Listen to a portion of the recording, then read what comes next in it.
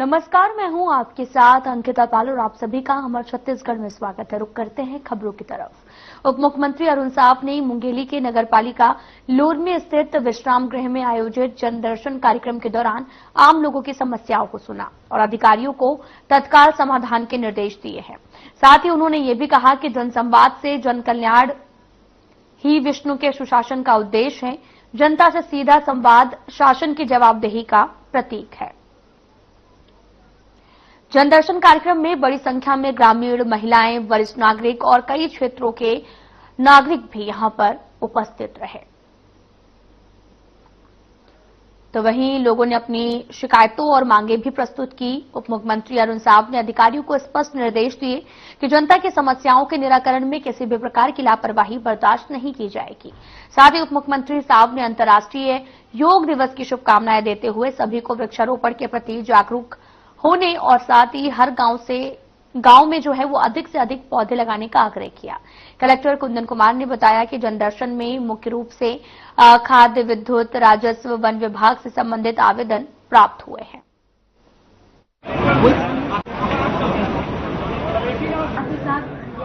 जनता के बीच वार्तालाप भी हुआ, एक मेला जैसा आयोजन हुआ जिसमें जनमानस बड़ी खुशी के साथ अपने घर जी बताएंगे। डिप्टी सीएम ने कहा है कि इस बार जो है पिछले वर्षों से कई गुना वर्षा होगी, जिससे बारिश को रोकने के लिए बहुत बड़े प्रयास करेंगे, जिसमें पूरे जिलाधीश अधिकारी और जिला कलेक्टर, जनप्रतिनिधियों सबका जिक्र किया। इस पर क्या कहेंगे? बिल्कुल निश्चित रूप से आओ हम वृक्ष लगाएं, एक पेड़ माँ के नाम, और दूसरा है हमने देखा है गर्मी में जल एक बूंद के लिए हमारी जनमानस रखती है। पानी के कारण बहुत सारी समस्याओं का सामना करना पड़ रहा है। इसके लिए अब जब वर्षा का जल आएगा तो हम कैसे उसको संचय करके रख सकते हैं, इसके लिए जनमानस को अपील की है। जी, क्षेत्र अनुसार लगातार जो है कुआं का जो प्रजाति है वो कम होने जा रहा है और बहुत ज्यादा होने से जल के जो स्तर शासन की ओर से और एक नया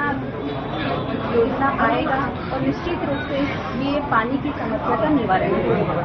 तो आज का जो कार्यक्रम जो है कितने अच्छे कार्यों से स्थगित कार्यक्रम जो हुआ है, आज का कार्यक्रम में है सभी। आज का जो समस्या निवारण दिवस था वो बहुत बढ़िया था, क्योंकि अभी आने वाले समय में बरसात हो रहा है तो कहीं न कहीं बहुत सारी समस्याओं का सामना बरसात के समय भी करना पड़ता है। इसलिए बरसात के पहले इन समस्याओं का निराकरण हो जाए, इसलिए हमारे उप मुख्यमंत्री विधायक जी ने एक लोरमी विधानसभा में समस्या निवारण दिवस का कार्यक्रम आयोजित करा। जी, मेरा लास्ट सवाल है कि जनप्रतिनिधि के नाते लोगों ने आज समाज के लिए आए हैं, कोई नहीं आए हैं, अगले बार कार्यक्रम होने की बात कह रहे हैं। कभी जल का आएगा, कभी बिजली का आएगा, कभी पानी का आएगा, कभी रोड का आएगा। समस्याओं का निराकरण निश्चित रूप से हमारे डिप्टी मेयर, विधायक जी जाने से समस्याओं का निराकरण त्वरित हो रहा है, चाहे प्रशासन में हमने देखा हो, चाहे आज देखा। जी, परिचय बताएंगे। मैं श्रीमती बच्चा ठाकुर, जनपद अध्यक्ष। जिला स्तर के, ब्लॉक स्तर के अधिकारी आपका सर बहुत बहुत आभार प्रकट करते हैं, अभिवादन करते हैं कि सर आपने आज हम लोग को जिले के मुख्य अतिथि के रूप में अंतर्राष्ट्रीय योग दिवस पे हमारा आतिथ्य स्वीकार किया और उसके बाद योग दिवस का कार्यक्रम के बाद लोग यहाँ पे लोरमी में आए। लोरमी में काफी अच्छी तादाद में सर बहुत अच्छा आपका मार्गदर्शन में जनदर्शन आपने किया। मुझे लगता है कि 100 से लेके 150 के करीब लोग आए हैं और मूलतः जो समस्याएं जो इसमें देखने को मिली हैं, कुल मिला के फूड डिपार्टमेंट और सीएससी भी, बिजली विभाग की समस्याएं, राजस्व विभाग का कुछ कहीं पे बेजा कब्जा और ये सब का है, कुछ फॉरेस्ट डिपार्टमेंट की समस्याएं हैं। सर आपको मैं ये आग्रह करता हूं कि ऐसे ही आप मार्गदर्शन सर अपने विधानसभा को देते रहें। ऐसे जनदर्शन कार्यक्रम को जिला अधिकारी आपने जो आवेदन अभी देखे हैं उसका हम लोग त्वरित निराकरण करेंगे।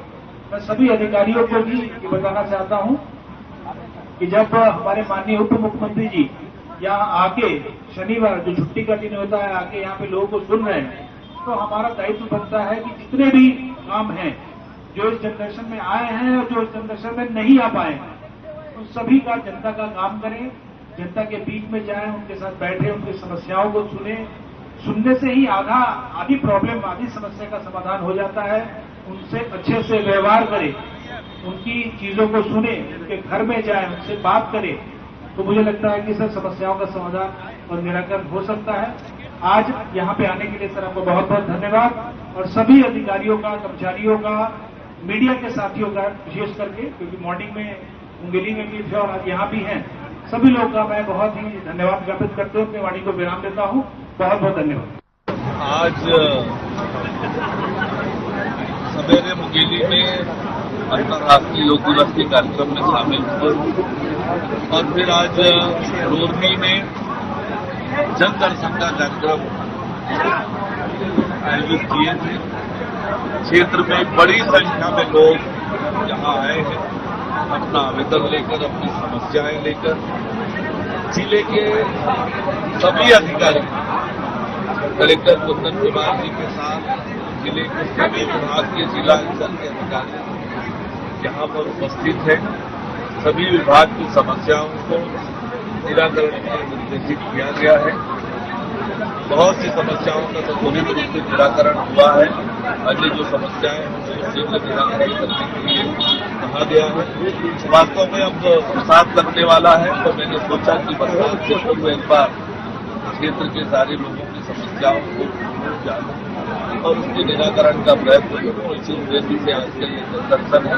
निश्चित रूप से लोग बड़े प्रसन्नता से आए हैं, उनकी समस्याओं को ध्यान से सुना है और संबंधित विभाग के अधिकारियों को समस्याओं के निराकरण के लिए पर्यावरण के संरक्षण के लिए वृक्षारोपण आवश्यक है।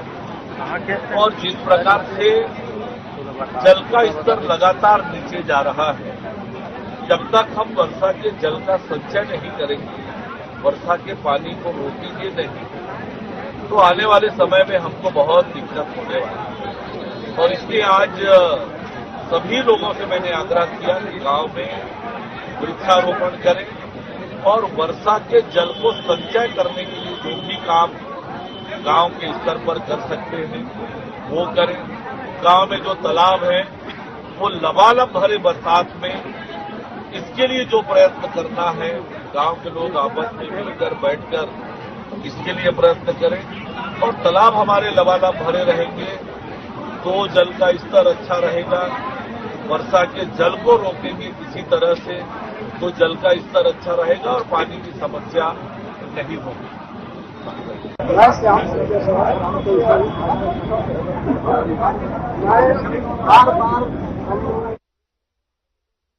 किया जाता है, पक्षपात किया जाता है हमारे प्रति। और यहाँ पर हटाया 1523 का सवाल मिलता है बार बार आज कम से कम 10 साल हो गया। तो 1523 को जब साफ कराना है तो हम इतना काफी भारी है वहाँ, तो 1523 हम लिख करके दे रहे हैं। यदि कोई 1523 को साफ कराना ही है तो मैं कहता हूँ कि जहाँ से बेरियल है 1523 जहाँ से बनता है वहाँ से आप साफ करा दीजिए। मैं हमारे अधिकारी लोगों से मैं निवेदन करता हूँ, बार बार पक्षपात न करते हुए जहाँ से 1523 लगता है वहाँ को आप साफ कराते आ जाइए, हम पूरा साफ कर देंगे। हमारा यही ख्याल है बस। रायपुर में 57,000 शिक्षकों की भर्ती की मांग को लेकर एक बार फिर से बीएड और डीएड अभ्यर्थियों ने एक बड़ा और साथ ही प्रभावशाली प्रदर्शन किया।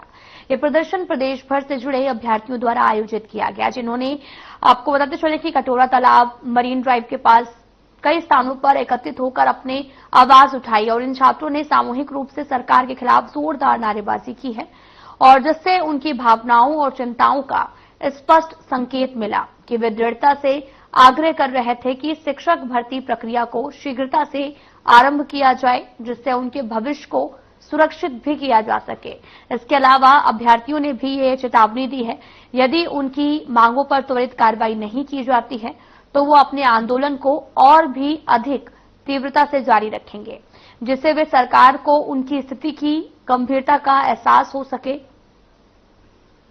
वहीं अभ्यर्थियों का भी आरोप है कि सरकार ने विधानसभा चुनावों से पूर्व 57,000 शिक्षकों की भर्ती का एक बड़ा वादा किया था, जिन्होंने वर्तमान में सरकार ने इस वादे से पीछे हटने का फैसला किया है।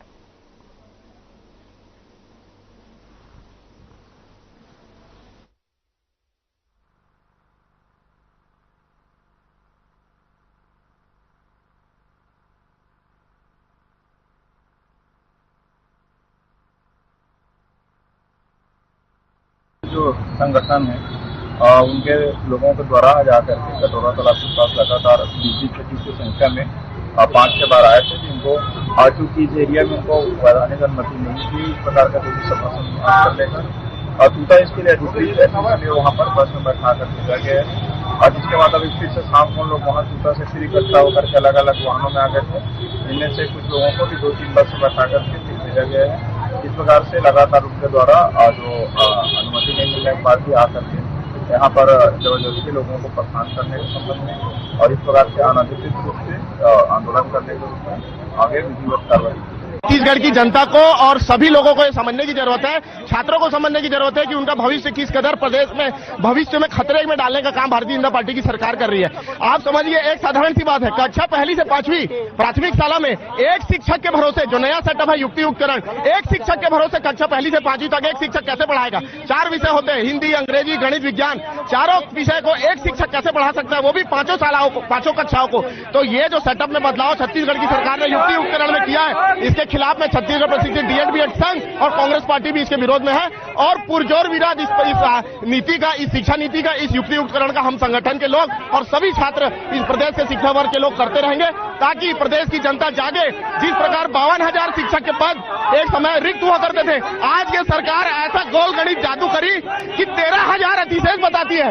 55,000 की कमी वाले, 55,000 शिक्षकों की कमी वाले राज्य में, 55,000 शिक्षकों की कमी वाले स्कूल में, इस प्रदेश में आज 13,000 अतिशेष बता रहे हैं। तो ये जो गणित, ये जो जादू की छड़ी ओपी चौधरी जी और प्रदेश की भाजपा सरकार चला रही है, ये बेवकूफ बनाने का काम हम जा चुका है। इसके विरोध में हमारा आंदोलन जारी रहेगा। मैं लोकेश वशिष्ठ हूँ, प्रशिक्षित बीएड संघ का संरक्षक एवं राष्ट्रीय सचिव युवा कांग्रेस। शिक्षक भर्ती जिसकी घोषणा इन्होंने अपने घोषणा पत्र में 57,000 की थी, उसके बाद माननीय शिक्षा मंत्री जी के द्वारा 33,000 शिक्षकों के भर्ती की बात कही गई थी। उसके बाद फिर ये 16,464 में अटकी और आज ये लोग युक्तिकरण की आड़ में सेटअप में बदलाव कर एक भी पद को नहीं भर रहे हैं और पद को भरा हुआ बता रहे हैं। इससे निश्चित तौर पर छत्तीसगढ़ के बच्चों का भविष्य खराब हो रहा है। छत्तीसगढ़ में लाखों की संख्या में डीएड बेरोजगार अभ्यर्थी हैं, जिनको सरकार पूरी तरह से जुमलेबाजी में उलझा रही है। पता नहीं अब पुलिस वाले हमें गिरफ्तार करके जेल ले जाएंगे और कहां ले जाएंगे। जी, मेरा नाम दाऊद खान है, मैं प्रदेश अध्यक्ष हूं छत्तीसगढ़ प्रशिक्षित डीएड संगठन।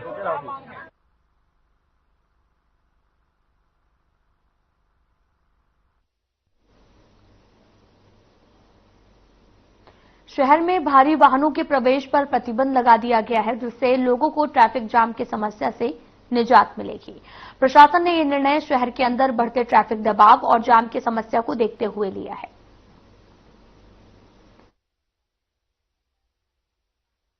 बजे से रात 8 बजे तक प्रतिबंधित कर दिया गया है। इसके अलावा 4 व्हीलर और साथ ही 3 चक्का वाहनों को भी शहर के अंदर निर्धारित पार्किंग स्थलों पर ही जाने की अनुमति होगी। अगर कोई वाहन चालक इन नियमों का उल्लंघन करता है तो उसके खिलाफ चालानी कार्रवाई भी की जाएगी।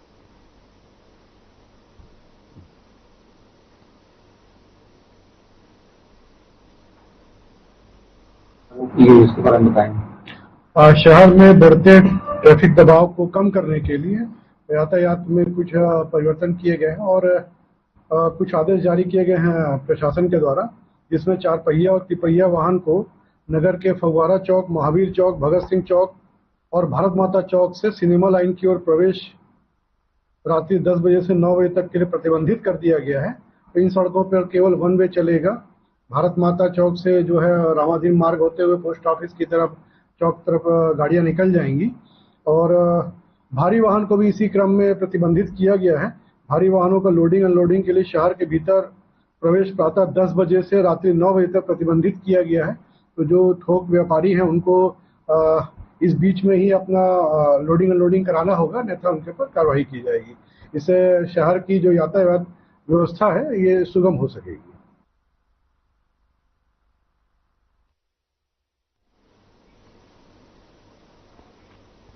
21 जून अंतर्राष्ट्रीय योग दिवस के रूप में मनाया जाता है और इस खास दिवस पर योगा प्रोफेसर से योग के महत्व पर खास चर्चा की गई।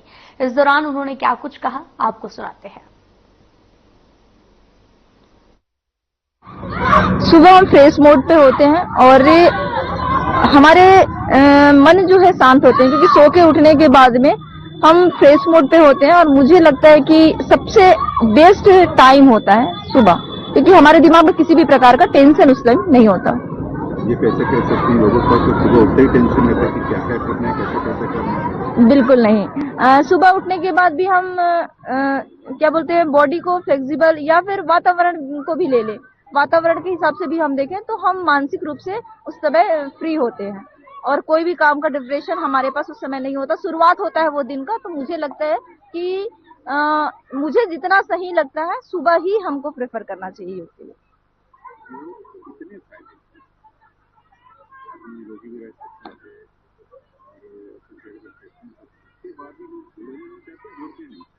क्योंकि योग जो है ना रेगुलर की प्रक्रिया होती है, हम रोज करते हैं और इसमें आलस स्वाभाविक सी बात है कि कुछ लोग आते हैं और कुछ दिन बाद वो छोड़ जाते हैं।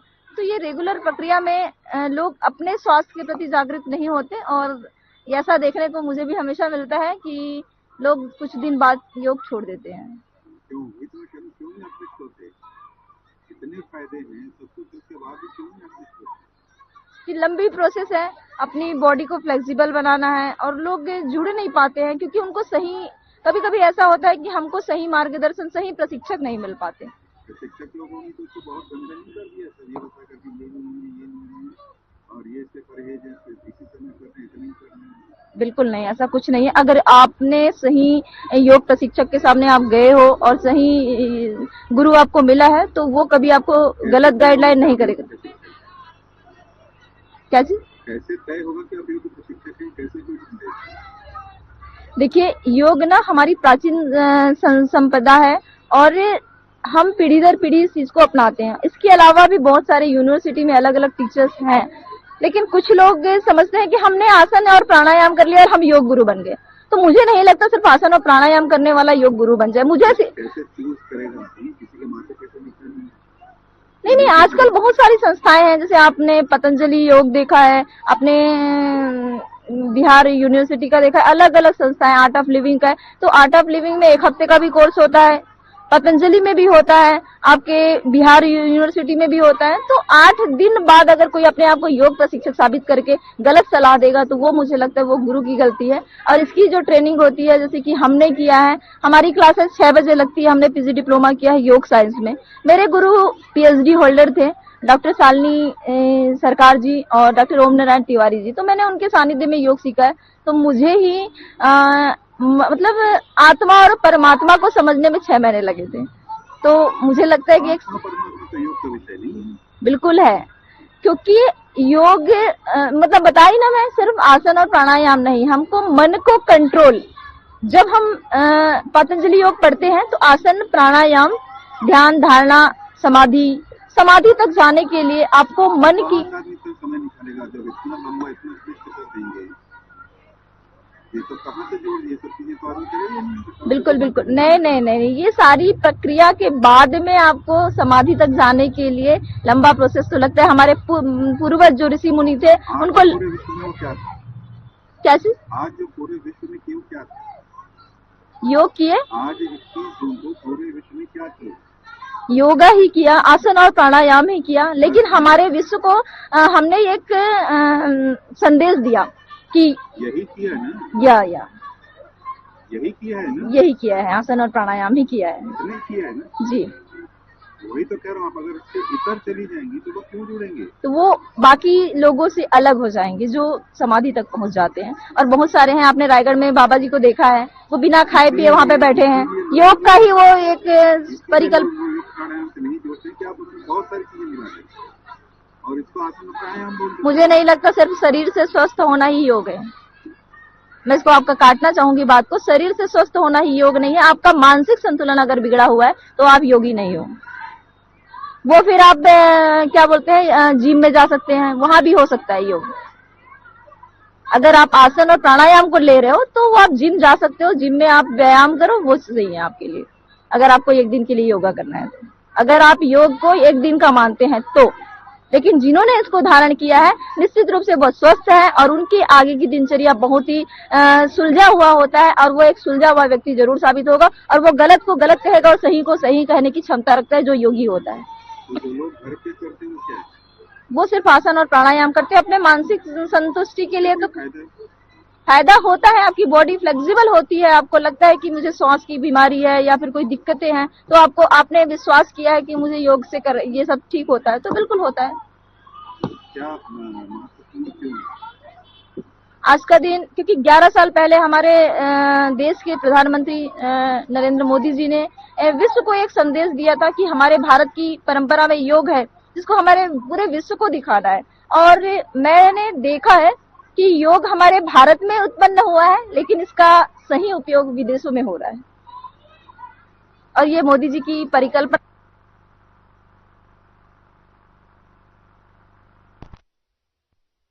खबर दुर्ग से है, जहां पर कलेक्टर और अन्य प्रशासनिक अधिकारियों की उपस्थिति में शिवनाथ नदी के तट पर एसडीआरएफ के संपूर्ण जवानों के द्वारा मॉक ड्रिल, जिसमें कई प्रकार के रेस्क्यू, जैसे कि किसी गांव में फंसे हुए यहां के रहने वालों को रेस्क्यू करना, पुल से कूदकर सुसाइड करने वाले व्यक्ति को बचाना, डीप डाइविंग के द्वारा नदी में डूबे हुए मृतक की बॉडी को निकालना, रेस्क्यू टीम के द्वारा बचाव कार्य करते समय रेस्क्यू टीम का मोटर बोट पानी से पलटना और डूबे हुए व्यक्ति को सीपीआर देना, तत्काल मेडिकल उपचार देना जैसे कई प्रकार के आधुनिक उपकरणों द्वारा सारी जानकारी एसडीआरएफ द्वारा जवानों द्वारा दिया गया है।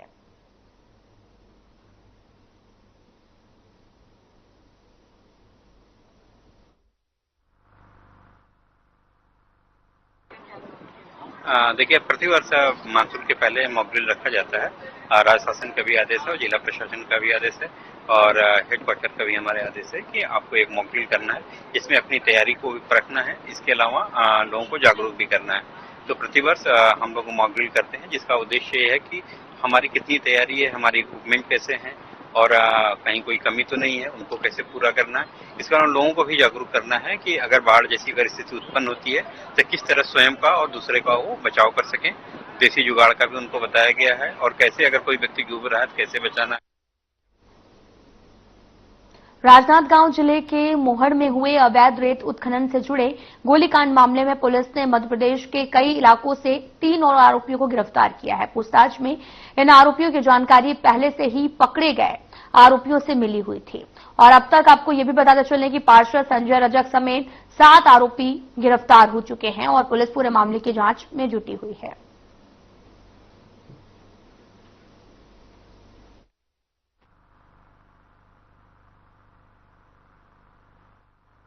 सर बताएं। राजनांदगांव में 11 तारीख को हुए मोहड़ में अवैध रेत खनन करते हुए गोलीकांड के एक बड़े हादसे में राजनांदगांव पुलिस पहले ही 4 लोगों को गिरफ्तार कर चुकी है और घटना में प्रयुक्त 2 गाड़ियां भी उसमें जब्त की गई थी। इसमें एक बहुत बड़ी कार्रवाई करते हुए 3 और लोगों को, फरार आरोपियों को गिरफ्तार किया गया है, जिसके अंदर जितेंद्र नरोलिया, अमन सिंह परिहार और अभय सिंह तोमर, इन 3 लोगों की गिरफ्तारी की गई है। तीनों का एमपी से। फिलहाल बुलेटिन में इतना ही। नमस्कार।